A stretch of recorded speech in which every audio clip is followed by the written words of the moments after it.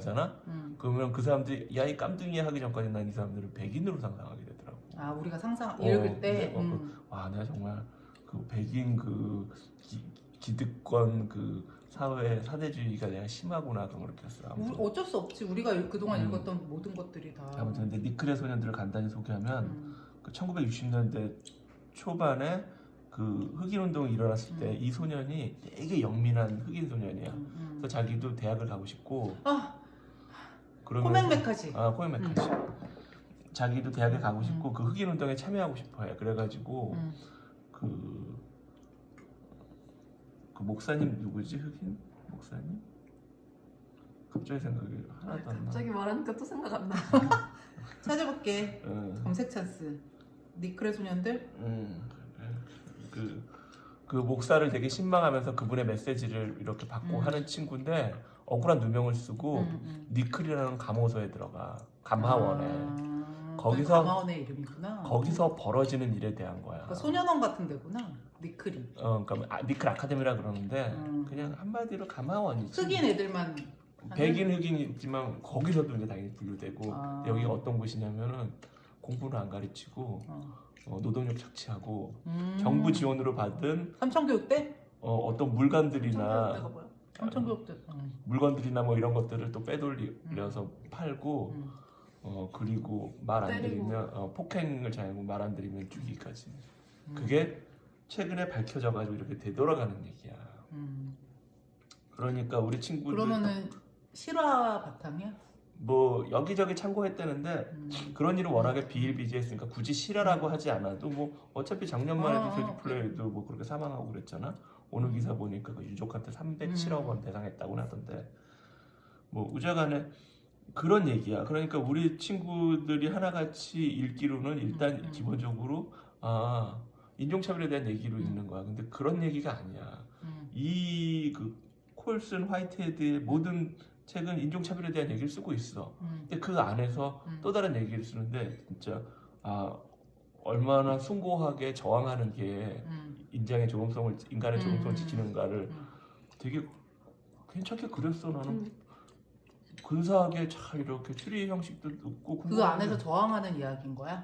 저항하는 이야기야. 그러니까 큰 스포가 있어 뭐 더 이상 얘기를 안 하는데 그래서 인간의 존엄성에 대한 얘기도 되게 숭고한 그래서 진짜 인간이 숭고하다는 거를 느끼게 해주는 이야기다라고 읽혀서 그렇게 같이 이렇게 하다 보니까 이제 친구들도 이해를 했지.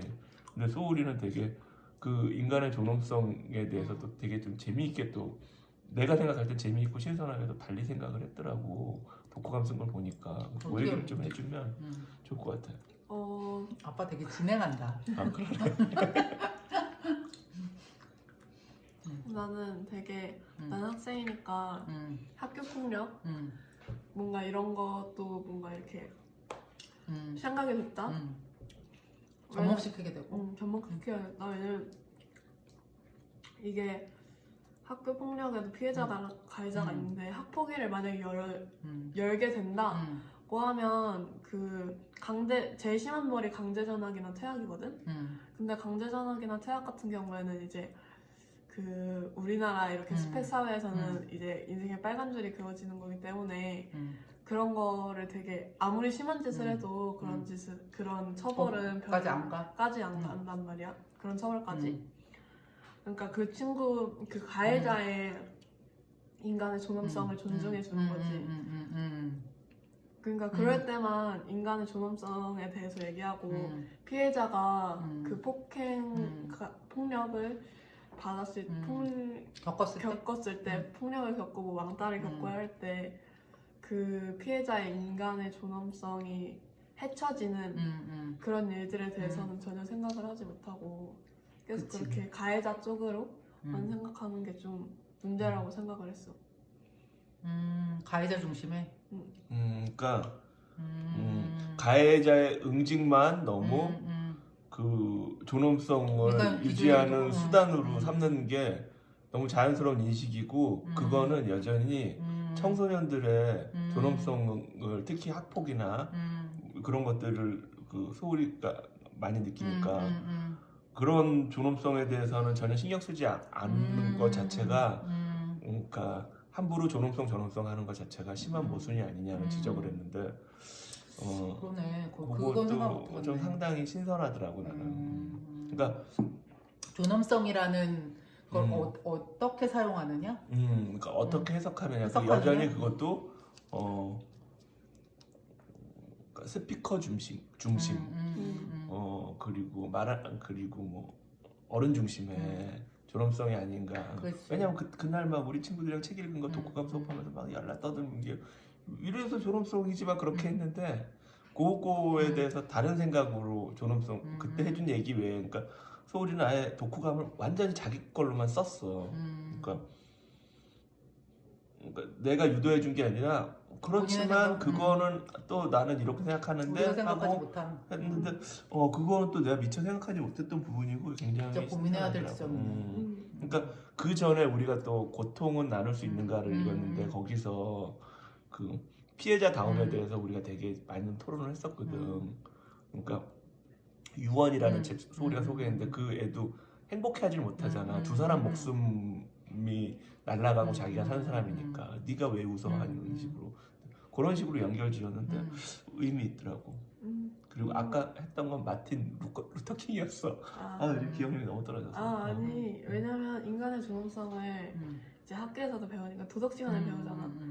근데 계속 그렇게 배우고 우리가 계약을 하면 첫 번째로 하는 게 학교폭력 예방 교육인데 학교폭력이 제일 그렇게 예방 교육까지 하는데 왜 안 없어져? 그러니까 안 없어지는 이유가 나는 그렇게 가해자들의 존엄성을 지켜줘서라고 생각을 해서 왜냐면 정확하게 처벌을 한다면 이게 좀 몸을 사리고 안 할 텐데 이렇게 나도 그 존엄성이 있으니까 하고 그 처벌을 안 받겠지 하고 생각을 하고 계속 폭력을 가하는 것 같아서 그게 도덕 불감증도 있고 또 확실한 기준으로 뭔가 처벌이 안 돼서 그렇기도 하고. 근데 그런 거 생각 복잡하네. 우리 전에 사형수 이야기에 관해서 인디 월터가 고인에서. 가르쳐준 것들 그거 읽었을 때 또 사형수들한테도 그 사람은 인간의 존엄성이 있다고 했잖아. 그 변호사는 로버트 스티븐슨이었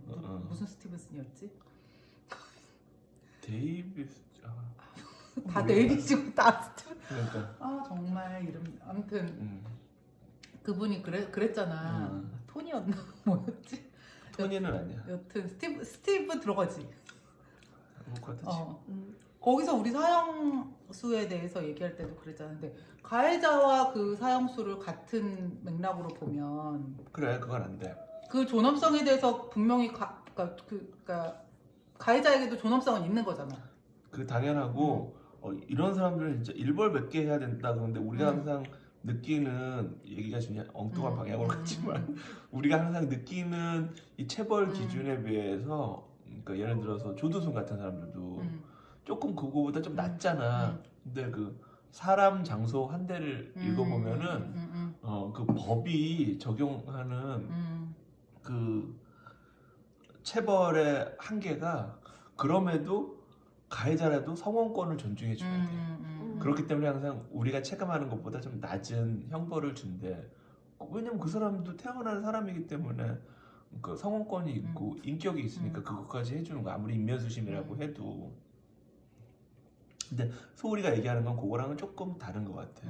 그러니까 우리가 뭐 너무 우리 전에도 한참 얘기했던 거 엘리트들이 부패하기도 하고 그리고 체벌에 왠지 뭐 그러면 얘도 뭐 살아야지 하면서 그러니까 우리는 좀 기준대로 안 하잖아. 기준이 늘 흔들리잖아. 그거에 대한 거를 그 책에 있는 존엄성이랑 비슷했던 것 같아. 아까 그래서 얘기가 딴 데로 흘렀다고 하는데 이게 흑인 작가가 써서 굉장히 계속 그 어떤 우리는 백인 작가들의 작품들을 읽으면서 미국은 백인의 나라라고 그치. 상상하면서 근데 나 그 비슷한 경험을 홍은전 작가의 그냥 사람이라는 요즘 엄청 잘 나가는 그 책을 읽으면서 내가 진짜 느꼈거든. 그분이 장애인 학교 노들학교에서 계속 선생님 하시다가 이제 그거 경험 바탕으로 쓰신 건데 칼럼을 계속 쓰셨던 걸 모은 거야. 2016년에 경향신문에. 그러니까 끊임없이 그 책 안에는 그냥 사람이라는 게 장애인에 대한 얘기가 나와. 근데 나 그걸 보면서 비슷한 걸 느꼈거든. 내 주변에, 그러니까 우리가 살고 있는 이 세상, 이 주변 안에 장애인이 이렇게 많았어? 이 사람들이 이렇게 고군분투하면서 살고 있었어? 근데 전혀 우리는 인지하지 못하고 살잖아, 사실. 나는 그게 되게 충격적이었거든. 그거 읽으면서 막 진짜 어떤 칼럼에 어떤 거에서는 좀 오열을 하진 않았지만 좀 오열할 정도로 막 가슴이 막 요동치고.